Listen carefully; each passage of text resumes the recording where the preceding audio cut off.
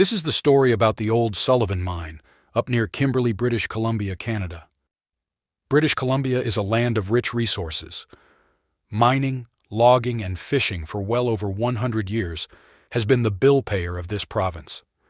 The money spent on wages alone from various companies has kept thousands of families fed and paid billions into government coffers. And one of these big players was the Sullivan mine located west of the Rocky Mountains near the town of Kimberly. The Sullivan mine was discovered in 1892 by Pat Sullivan, who was one of the 4 prospectors who located this large deposit of minerals. After a few years of prospecting the deposit, they sold it in 1909 to the Consolidated Mining and Smelting Company of Canada. This company eventually became known as Teck Cominco. Teck Cominco developed the deposit, and this mine ran for 92 years.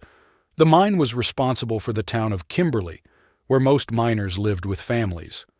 The mine saw many fathers and sons work as it provided stable employment for many years. Of course, when the mine first opened, all mining was done by hand. There was little in the way of mechanization. The mine had its own narrow gauge rail system underground going in various directions where ore would be put into mine carts.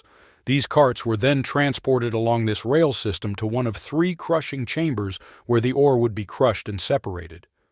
There was over 5,000 feet of this railway underground. The mine had its own steel foundry on site where some of the ore was crushed into iron ore, which was then turned into steel. Other ores were transported to Trail, where there was another large smelter.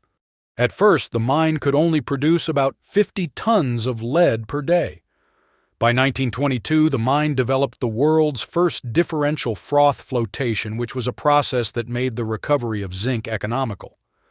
By 1949, the Sullivan mine had a milling capacity of 11,000 tons per day. In 2001, the mine officially closed when the ore ran out.